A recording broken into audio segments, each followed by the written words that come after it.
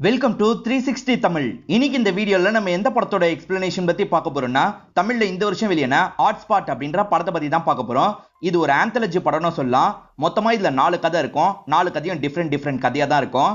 கண்டிப்பா இந்த படம் உங்க எல்லாருக்குமே பிடிக்கும் நம்புறேன். இந்த படத்துல நிறைய அடல்ட் கண்டென்ட் இருக்கும். அதனால 18 வயசுக்கு மேல உள்ளவங்க மட்டும் இந்த வீடியோவை கண்டினியூ பண்ணுங்க. இந்த படத்தோட எக்ஸ்பிளனேஷனுக்குள்ள போறதுக்கு முன்னாடி இந்த வீடியோக்கு ஒரு லைக் போடுங்க. அது மூலியமா இந்த வீடியோ இன்னும் நிறைய பேர்கிட்ட கொண்டு போய் சேர்க்கப்படும். இப்ப டைம் வேஸ்ட் பண்ணாம நம்ம நேரடியா எக்ஸ்பிளனேஷனுக்குள்ள போயிடலாம். படத்தோட ஸ்டார்டிங் சீனே ஒரு ப்ரொடியூசரை நமக்கு காட்டுறாங்க. அவரோட ஒய்ஃப் கிட்ட தான் போன்ல பேசிட்டு இருக்காரு. அம்மா வீட்டுக்கு போகணுன்ற மாதிரி கேக்குறாங்க. அதெல்லாம் ஒன்னும் போக தேவையில்லை அப்படின்ற மாதிரி இவரும் சொல்லிட்டு இருக்காரு. இப்பதான் இந்த இடத்துக்கு கதை சொல்றதுக்காக ஒரு டைரக்டர் வந்திருக்காரு.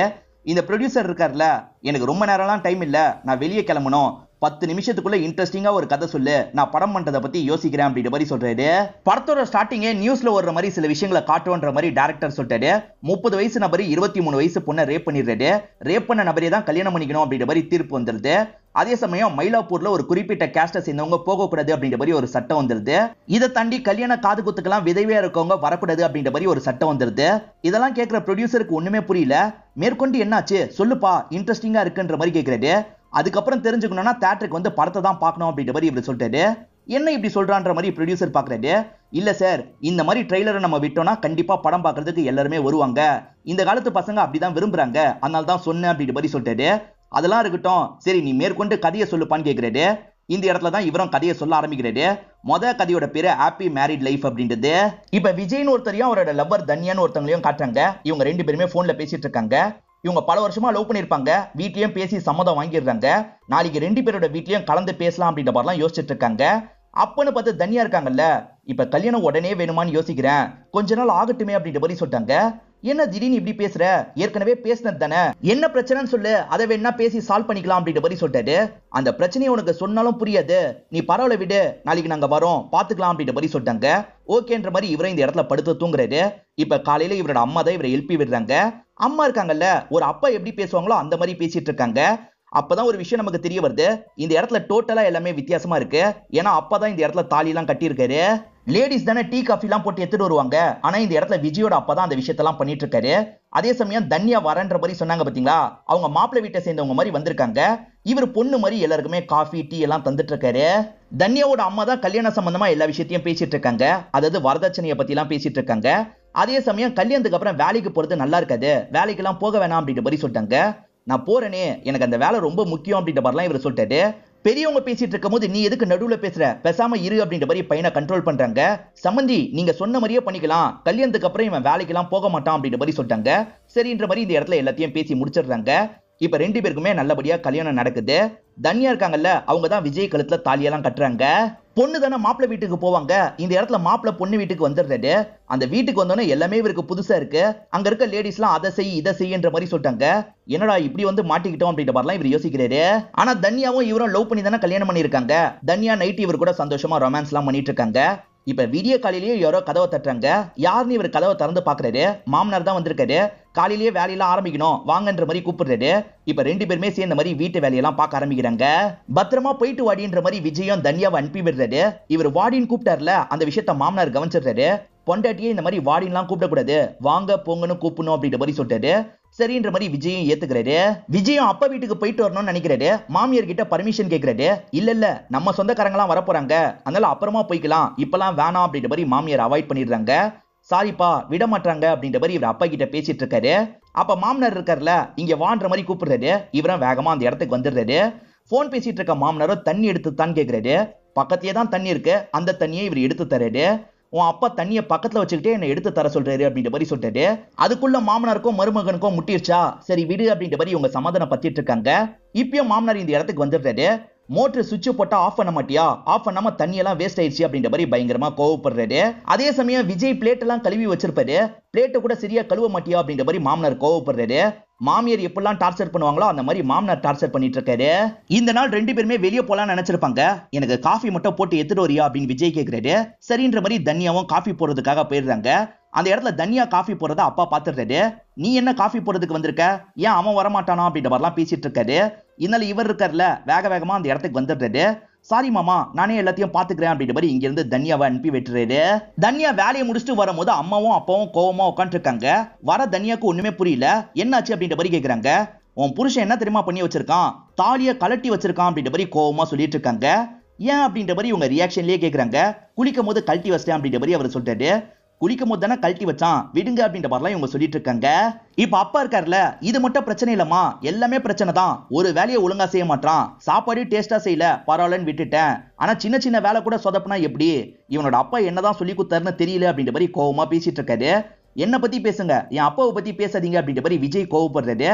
என்ன எதிர்த்து பேசுற, உன் அப்பா உண்மையிலேயே எதுவுமே சொல்லி தரல, ஏதாவது சொல்லி தந்திருந்தா நீ நல்லா வேலை பார்த்திருப்பிய அப்படின்ற மாதிரிலாம் கோவமா பேசுறாரு. ரெண்டு பேருக்குள்ளயும் ஆர்குமெண்ட்லாம் வருது. ஆர்குமெண்ட்ல பதிலுக்கு இவரும் பேசுறாருல, என் அப்பா முன்னாடி பேசாது அப்படின்ற மாதிரி தன்யா சொல்றாங்க. அப்படிதான் பேசுவேன் மேற்கொண்டு பேசுறாரு. தன்யா கோவப்பட்டு பலார்னு கண்ணத்தையே ஒரு அறை விட்டுறாங்க. இது எல்லாமே தூங்கிட்டு இருக்க விஜய்க்கு வந்த கனவா இருக்கும். சட்டுன்னு கனவுல இருந்து முடிக்கிறாரு. அதெல்லாம் சொன்னா உனக்கு புரியாதுன்னு தன்யா சொன்னாங்கல்ல, இதை மீன் பண்ணி தான் சொல்லியிருக்கா போல அப்படின்ற மாதிரி இவரும் யோசிக்கிறாரு. இது ரியல் வேர்ல்டுல, அதனால அம்மாவும் பொண்ணு வீட்டுக்கு போனோம், சீக்கிரமா ரெடியாவு அப்படின்ற மாதிரி சொல்றாங்க. இவர் அந்த வீட்டுக்கு வந்துடுறாரு. தன்யா தான் எல்லாருக்குமே வந்து காஃபி எல்லாம் தந்துட்டு இருக்காங்க. இவருக்கு வந்த கனவெல்லாம் இந்த இடத்துல ரீகால் பண்ணி பாத்துக்கிறாரு. கனவுல லேடிஸ் பேசினாங்கல்ல, ஆனா நிஜத்துல ஜென்ஸ் தான் பேசிட்டு இருக்காங்க. லேடிஸை பேசவே விட மாட்டாங்க. ஆனா விஜய் இருக்கார்ல, மேடம் நீங்க சொல்ல நினைக்கிறத சொல்லுங்க அப்படின்ற மாதிரி தன்யாவோட அம்மா கிட்ட பேசுறாரு. நீங்க கல்யாணம் ஆகி வந்ததுக்கு அப்புறம் எதை நீங்க மிஸ் பண்ணீங்க அப்படின்ற மாதிரி கேட்கிறாரு. ஹஸ்பண்ட் முன்னாடி எப்படி சொல்றதுன்னு தயங்குறாங்க. பரவாயில்ல நீங்க சொல்லுங்க அப்படின்ற மாதிரி விஜய் கேட்கிறாரு. பரவாயில்ல சொல்லுன்னு பக்கத்துல இருக்க ஹஸ்பண்ட் சொன்னதுக்கு அப்புறம் தான் இவங்க மேற்கொண்டு சொல்ல ஆரம்பிக்கிறாங்க. அம்மா வீட்டை தான் ரொம்ப மிஸ் பண்ண, எப்பயாவது தான் என்ன போக விடுவாரு, போய் 2 நாள் கூட ஆயிருக்காது, அதுக்குள்ள வான்ற மாதிரி சொல்லிடுவாரு, விருப்பம் இல்லாம தான் வருவேன், ரொம்ப கஷ்டமா இருக்கும் அப்படின்ற மாதிரிலாம் சொல்லிட்டு இருக்காங்க. இதெல்லாம் கேட்டுட்டு இருக்க விஜய் இருக்காரு பாத்தீங்களா, திரும்பி இவரோட அம்மாவை பாக்குறாரு. நீங்க எதமா மிஸ் பண்றீங்கன்னு கேக்குறாரு. அவங்க சொன்னதே தான் நானும் சொல்லணும், நானும் என்னோட அம்மா வீட்டை தான் பயங்கரமா மிஸ் பண்ணேன் அப்படின்ற மாதிரிலாம் சொல்லிட்டு இருக்காங்க. இதெல்லாம் கேட்டு முடிக்கிற விஜய், கல்யாணத்துக்கு முன்னாடி எனக்கு ஒரே ஒரு கண்டிஷன் மட்டும் இருக்கு, நம்ம 2 பேரோட ஃபேமிலியும் சேர்ந்து தான் ஒரு இடத்துல இருக்கணும், அப்படி இருக்க முடியாதுன்னு சொன்னா 1 மாசம் அவங்க வீட்லயும் 1 மாசம் நம்ம வீட்லயும் இருக்க மாதிரி இருக்கணும், இப்படின்னா எனக்கு கல்யாணத்துக்கு ஓகே அப்படின்ற மாதிரி சொல்லிட்டாரு. தன்யாவும் அம்மா வீட்டை மிஸ் பண்ணுவேமே அப்படின்றதுக்காக தான் யோசிச்சிருப்பாங்க. இவர் சொன்னது ரொம்ப பிடிச்சிருது, சந்தோஷமா ஏத்துக்கிறாங்க. ஆனா இதெல்லாம் கேட்டுட்டு இருக்க விஜய் அண்ணன் டென்ஷன் ஆயிடுறாரு. நம்ம முன்னோர்கள் எதை பண்ணி வச்சிருக்காங்களோ நம்ம அதை தான் கண்டினியூ பண்ணோம், இதெல்லாம் பாசிபிளே கிடையாது, நீ தேவையில்லாம யோசிக்காத அப்படின்ற மாதிரி சொல்லிட்டாரு. வாட்டி ஒருத்தர் ஒரு விஷயத்த பண்ணாத வரைக்கும் தான் அது பாசிபிளே இல்லைன்னு சொல்லுவாங்க. யாராவது ஒருத்தர் பண்ணிட்டா போதும், அது மூலியமா நிறைய பேர் பண்ண ஆரம்பிச்சிருவாங்க, அப்படி மாத்துறதுல நானும் ஒரு பங்கா இருக்கேன், இப்படிதான் நடக்கணும் அப்படின்ற மாதிரி சொல்லிட்டாரு. இதை சந்தோஷமா 2 பேரோட ஃபேமிலியும் ஏத்துக்கிற மாதிரி நமக்கு காட்டுறாங்க. கதை கேட்டுட்டு இருக்க ப்ரொடியூசருக்கும் இந்த கதை இன்ட்ரெஸ்டிங்கா தான் படுது. கதை நல்லா இருக்குப்பான்னு சொல்றாரு. அதே சமயம் எனக்கு கொஞ்சம் கேப் கொடு அப்படின்ற மாதிரி கொஞ்சம் தள்ளி வந்துடுறாரு. ஒய்ஃபு கிட்டே இவர் அம்மா வீட்டுக்கு போக வேணான்ற மாதிரி சொல்லி வச்சிருப்பாருல, நீ உன்னோட பேரண்ட்ஸ் வீட்டுக்கு வேணா போயிட்டு வான்ற மாதிரி மெசேஜ் அனுப்புறாரு. அவங்களும் சரின்ற மாதிரி ஏத்துக்கிறாங்க. இவருக்கு ஒரு லேடி கூட அஃபேர் இருக்கும், அந்த லேடி கூட தான் வெளியே போற மாதிரி பிளான் பண்ணி வச்சிருப்பாரு. ஆனா மேற்கொண்டு கதை கேட்கணும்னு நினைக்கிறாரு. எனக்கு வேலை இருக்கு, இன்னொரு நாள் போய்க்கலாம் அப்படின்ற மாதிரி காலை கட் பண்ணிடுறாரு. இந்த கதை சின்னதா இருக்கேப்பா, இது எப்படி படமா எடுப்பேன்னு ப்ரொடியூசர் கேட்கிறாரு. என்கிட்ட மொத்தம் 4 கதை இருக்கு சார், இன்னும் 3 கதையை சொல்றேன், நீங்க எது பிடிச்சிருக்குன்னு சொல்றீங்களோ அதை நல்லா டெவலப் பண்ணிக்கலாம் அப்படின்னு சொல்லிட்டாரு. சரிப்பா 2வது கதையை சொல்லு அப்படின்ற மாதிரி இந்த ப்ரொடியூசர் கேட்கிறாரு. இவரும் சொல்ல ஆரம்பிக்கிறாரு. 2வது கதையோட பேரு கோல்டன் ரூல்ஸ் அப்படின்றது. தீப்தின்ற ஒரு பொண்ணை முறை பையனுக்கு கட்டி வைக்கலாம் அப்படின்ற மாதிரி பேரண்ட்ஸ் எல்லாம் முடிவு பண்ணிருப்பாங்க.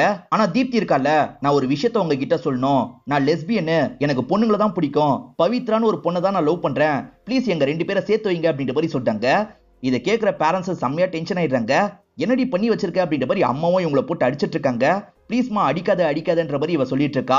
இப்படி பண்ணிட்டியடி, நீ ஒரு பையனை லவ் பண்ணியிருந்தா கூட பரவாயில்ல, ஒரு பொண்ணை போய் லவ் பண்ணிட்டியே அப்படின்ற மாதிரி கேட்கறாங்க. பையனை லவ் பண்ணா ஓகேவா, நான் பையனை தாமா லவ் பண்றேன் அப்படின்ற மாதிரி இவங்க சொல்றாங்க. அப்ப இவ்வளவு நேரம் நடிச்சியா அப்படின்ற மாதிரி பேரண்ட்ஸ் கேட்டுட்டு இருக்காங்க.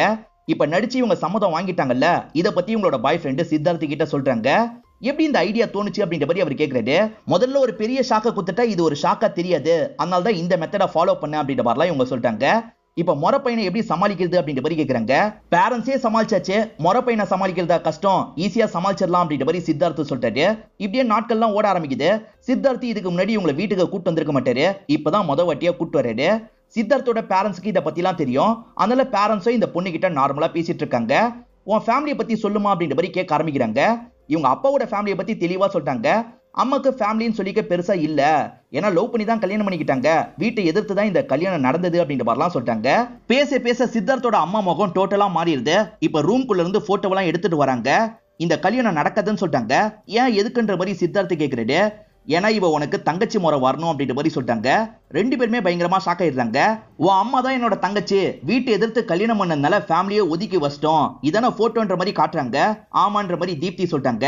நீங்க அண்ணன் தங்கச்சி முறை, அதனால இதுக்கப்புறம் நீங்க பேசுறது சரியா இருக்காது, முதல்ல பிரிஞ்சு போங்க அப்படின்ற மாதிரிலாம் விலைக்கு விடுறாங்க.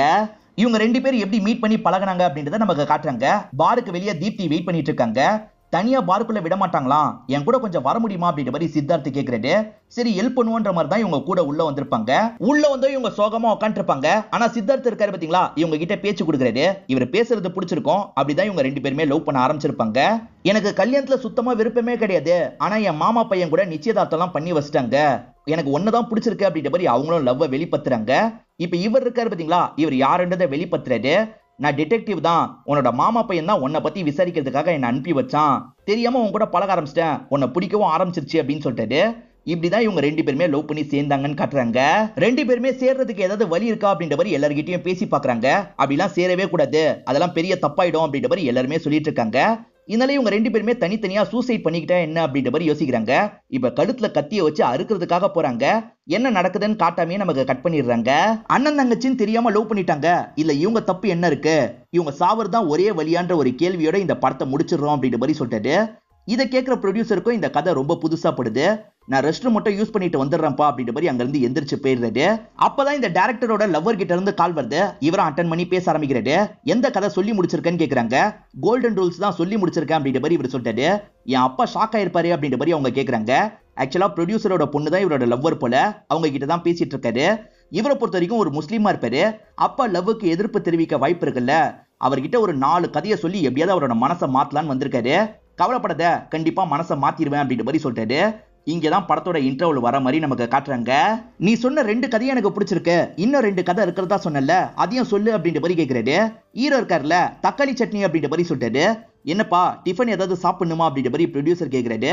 இல்ல சார், 3வது கதையோட பேரே தக்காளி சட்னி தான் அப்படின்ற மாதிரி இவரும் சொல்ல ஆரம்பிக்கிறாரு. இந்த கதையில அனிதான்ற ஒரு ரிப்போர்ட்டரை நமக்கு காட்டுறாங்க. பாஸ் இருக்கார்ல, நீ டிரான்ஸ்ஜெண்டரை வச்சு ஒரு ஆர்டிகல் ரெடி பண்ணிட்டு இருக்கலமா, வேலை முடிஞ்சிருச்சான்னு கேக்குறாரு. ஆல்மோஸ்ட் முடிஞ்சிருச்சு அப்படின்ற மாதிரி இவங்க சொல்றாங்க. அனிதா நல்லா வேலை பார்ப்பாங்க, அதனால வேற பிரான்ச்ல இவங்களை 8ஆ மாத்தலாம்னு நினைக்கிறாரு. ஆனா இவங்க இருக்காங்கல்ல, என் பாய் ஃப்ரெண்டு இங்கதான் சார் இருக்காரு, என்னால இந்த ஊரை விட்டு போக முடியாதுன்னு சொல்லிட்டாங்க. பாஸும் சரின்னு ஏத்துக்கிறாரு. இவங்க பாய் ஃப்ரெண்டோட பேரு வெற்றி அப்படின்றது. அவர் இருக்காரு பாத்தீங்களா, பாத்ரூம்ல வச்சு மாஸ்டர் பேட்லாம் பண்ணிட்டு இருக்காரு. வேலை முடிச்சதுக்கு அப்புறம் சாதாரணமா வெளியே வராரு. ஆனா வெளியே இருக்க எல்லாருமே வித்தியாசமா பாக்குறாங்க. என்ன எல்லாருமே வித்தியாசமா பாக்குறாங்கன்னு யோசிக்கிறாரு. இப்பதான் நடந்த விஷயத்த நமக்கு காட்டுறாங்க. அந்த இடத்துல ஒரு கேமராவை செக்கிங்காக செட் பண்ணிருப்பாங்க. யாரும் பாத்ரூம் பக்கம் போகாதீங்கன்ற மாதிரியும் சொல்லியிருப்பாங்க. அது தெரியாம இவர் போயிருப்பாரு, இந்த வேலையை பண்ணிருப்பாரு. இந்த வேலையை இவர் பண்ணிட்டாருன்னு எல்லாருக்கும் தெரிஞ்சிருச்சுல. இப்ப பாசம் வெற்றியை கூப்பிட்டு திட்டுறாரு. ஆபீஸ்ல வச்சுதான் இந்த கருமத்தை பண்ணுமா, இதுக்கப்புறம் வேலை கிடையாதுன்னு சொல்லிட்டாரு. ஆபீஸ்ல எல்லாருமே அந்த வீடியோ வச்சு இவரை பயங்கரமா கிண்டல் பண்றாங்க. சீக்கிரமே அனிதா வீட்டுல பேசுற மாதிரி பிளான் இருந்திருக்கும், அதுக்குள்ள வேலை போயிடுச்சு அப்படின்ற மாதிரி இவர் சொல்லிட்டாரு. ஏன் எதுக்குன்னு கேக்குறாங்க. இவர் உண்மையான காரணத்தை சொல்ல மாட்டாரு. பாஸுக்கும் எனக்கும் சண்டை, அந்த கோவத்துல தான் வேலையை விட்டு தூக்கிட்டாரு அப்படின்ற மாதிரி சொல்றாரு.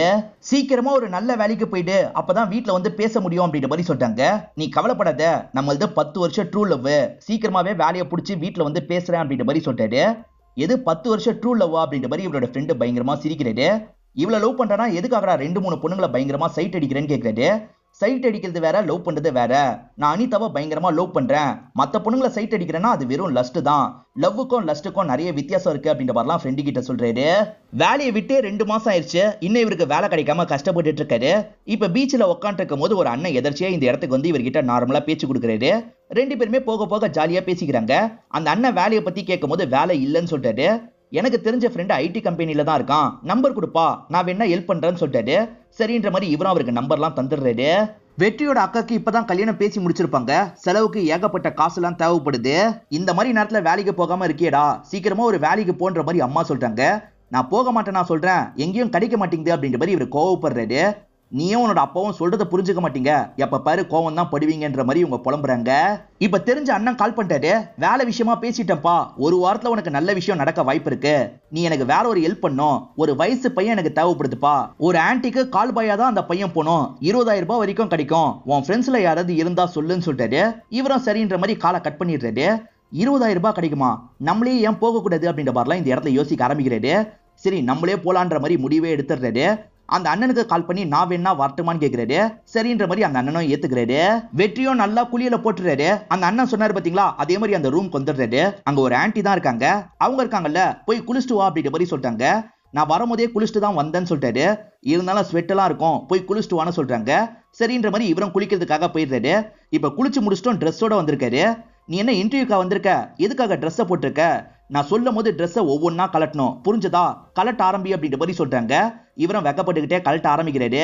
20,000 ரூபாய்க்காக தானே இதை பண்ணாரு, காசை பார்த்தோன்னே இதை தொடர்ச்சியா பண்ணணும் அப்படின்ற மாதிரி இவருக்கு தோண ஆரம்பிச்சிருது. அதனால அந்த அண்ணன் கிட்ட சொல்லிடுறாரு. அந்த அண்ணனும் ரெகுலரா ஆட்கள் கூப்பிடும் போதெல்லாம் இவர் அனுப்பி வச்சிட்டு இருக்காரு. இதெல்லாம் கேட்கிற ஃப்ரெண்ட் இருக்கார்ல, சந்தோஷமா இருக்கிறதுக்கு காசு வேற தராங்களா அப்படின்னு கேட்கிறாரு. டேய், இல்ல சில பிரச்சனையும் இருக்கு, பிரச்சனையை சொல்றேன் கேளு அப்படின்ற மாதிரி இவரும் சொல்றாரு.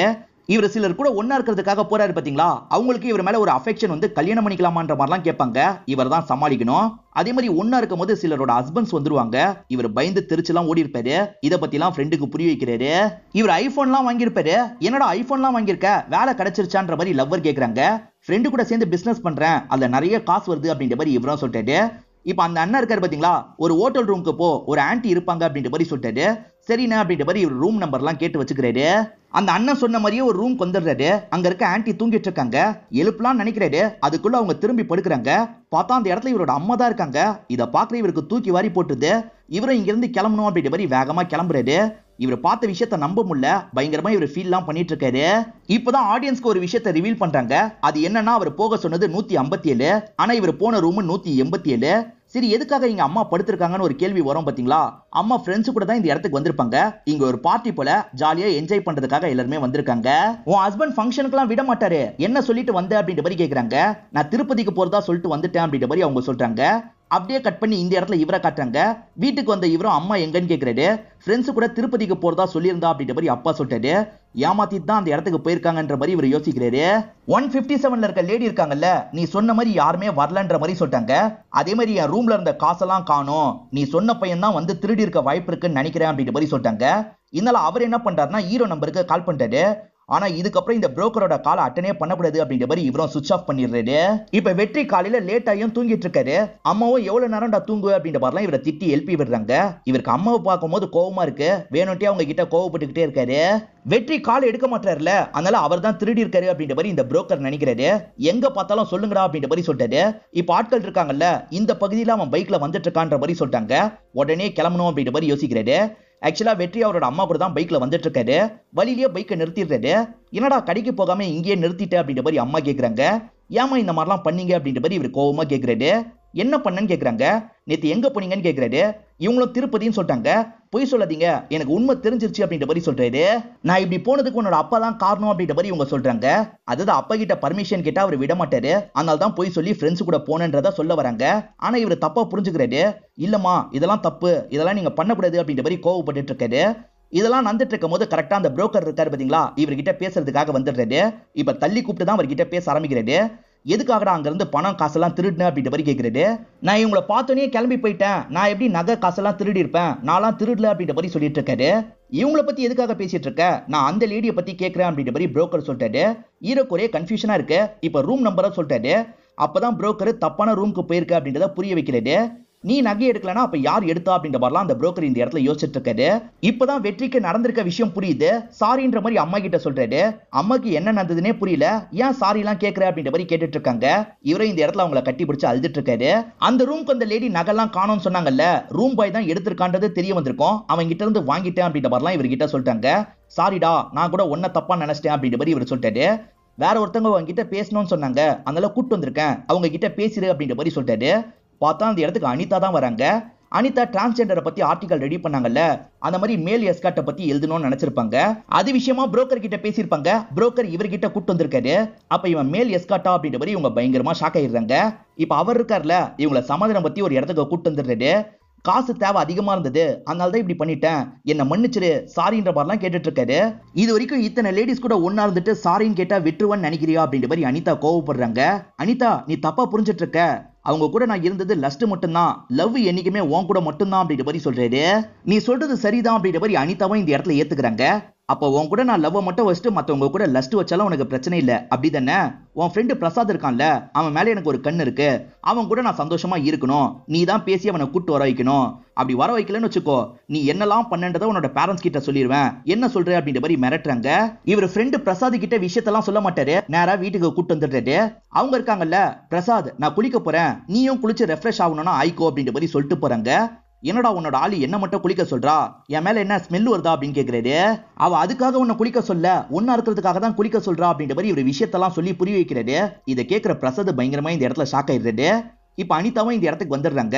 காண்டம் இல்ல, நீ போய் வாங்கிட்டு வா அப்படின்ற மாதிரி இந்த இடத்துல இருந்து பாய் ஃப்ரெண்ட் அனுப்பி விடுறாங்க. பிரசாத் கூச்சப்பட்டு இருக்காரு. ஆனா இவங்க இருக்காங்கல்ல, பிரசாத கட்டிலாம் புடிச்சிட்டு இருக்காங்க. இத பாக்குற இவருக்கு செம்ம கடுப்பாயிருது. இதனால பார்க்க முடியாது, நிறுத்து அப்படின்ற மாதிரி பயங்கரமா இவங்க மேல கோவப்படுறாரு.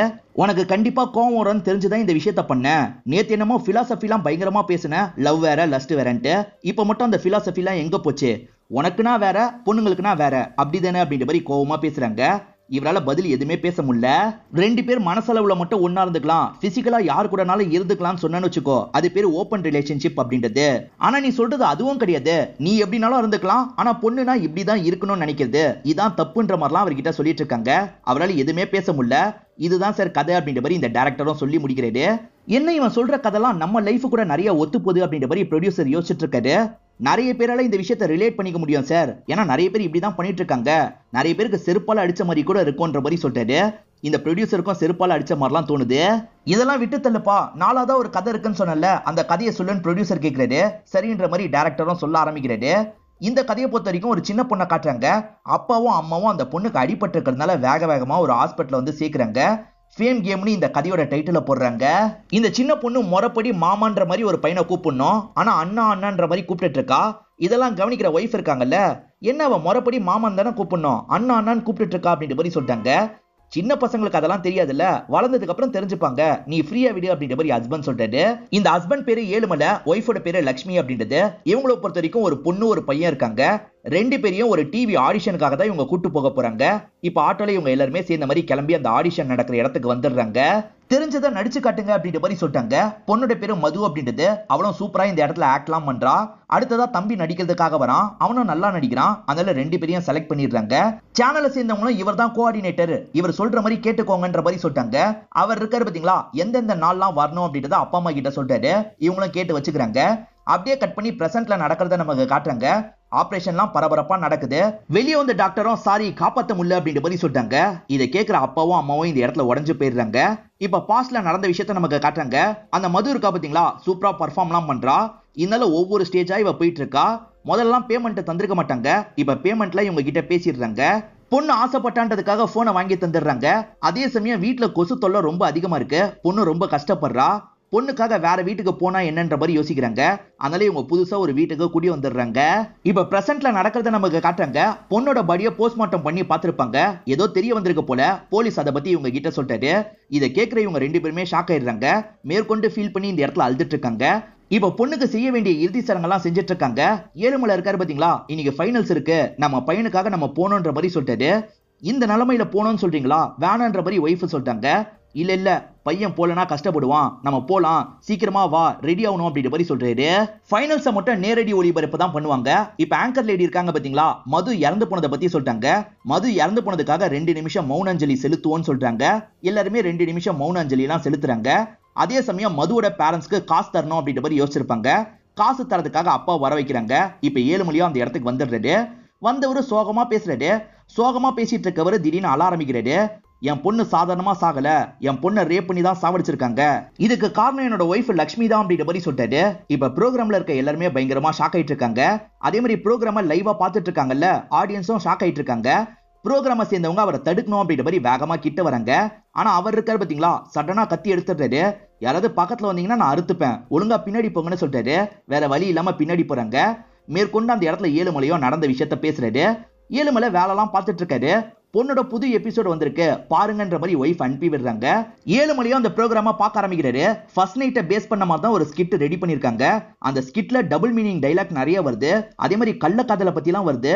சின்ன பசங்க ப்ரோக்ராம்ல இந்த மாதிரிலாம் பண்ணி வச்சிருக்காங்களே அப்படின்ற மாதிரி இவர் யோசிக்கிறாரு. இதை பத்தியே தான் நைட்டு முழுக்க யோசிச்சுட்டு இருக்காரு. வாங்க படுங்கன்ற மாதிரி ஒய்ஃப் சொல்றாங்க.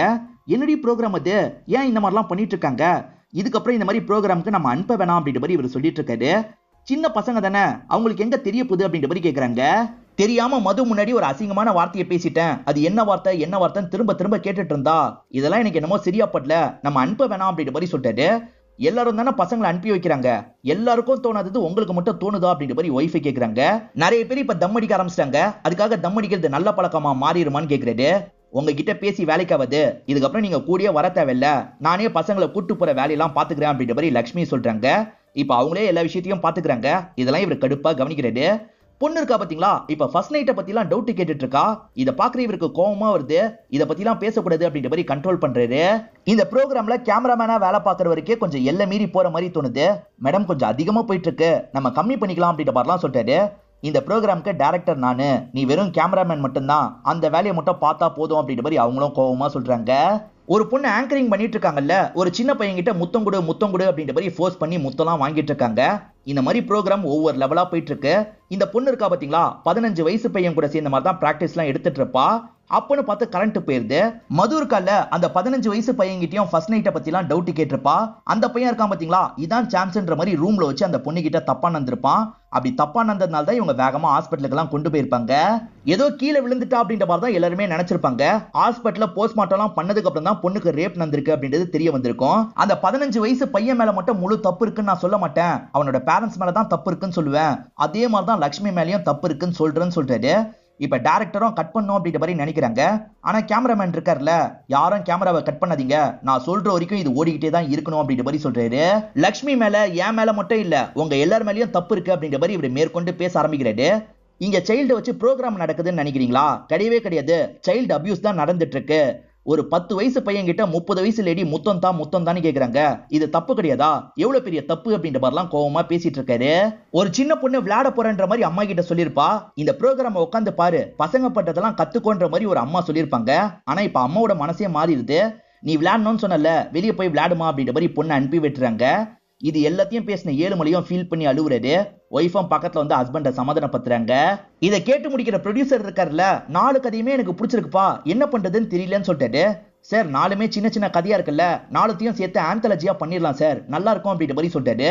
சரிப்பா அப்படியே பண்ணிடலாம், இந்த அட்வான்ஸ் அப்படி, நீ பெரிய டைரக்டரா வருவ அப்படின்ற மாதிரி சொல்றாரு. சார் இப்ப இதை சொன்னா கரெக்டா இருக்கும்னு நினைக்கிறேன். என் பேரு முகமது ஷெரீப் அப்படின்றது, நானும் உங்க பொண்ணை லவ் பண்ணிட்டு இருக்கோம், நாங்க கல்யாணம் பண்ணிக்கணும்னு ஆசைப்படுறோம் அப்படின்ற மாதிரி சொல்லிட்டாரு. இதை கேட்கிற இந்த ப்ரொடியூசர் பயங்கரமா டென்ஷன் ஆகுறாரு. நான் ஏத்துக்க மாட்டேன்னு சொல்லிட்டாரு. என்ன சார் கதை சொல்லும் போது எல்லாத்துக்கும் தலையெல்லாம் ஆட்டினீங்க, இப்ப உங்களுக்குன்னு வரும்போது இவ்வளவு யோசிக்கிறீங்க அப்படின்ற மாதிரி கேட்கிறாரு. பிரதீப்னு நம்பரை சேவ் பண்ணி ஒரு லேடி கிட்ட பேசிட்டு இருக்கீங்கல்ல, அதுல இருந்து உங்களை பத்தி எனக்கு எல்லாமே தெரியும், இப்ப சொல்லுங்க அப்படின்ற மாதிரி லைட்டா மிரட்டுறாரு. தம்பி நான் அப்படி என்ன சொல்லிட்டேன், உங்களை எனக்கு பிடிச்சிருக்கு தம்பி, ஏத்துக்கிறேன் அப்படின்ற மாதிரி இவர் சொல்றாரு. இதோட இந்த படத்தை முடிச்சிடுறாங்க. இந்த படம் உங்க எல்லாருக்குமே பிடிச்சிருக்கும் நம்புறேன். இந்த வீடியோ உங்களுக்கு பிடிச்சிருந்ததுன்னா லைக் பண்ணுங்க, கமெண்ட் பண்ணுங்க, மறக்காம 360 தமிழ் சேனலை சப்ஸ்கிரைப் பண்ணுங்க. தொடர்ச்சியா இந்த மாதிரி வீடியோக்கள் வந்துகிட்டே தான் இருக்கும்.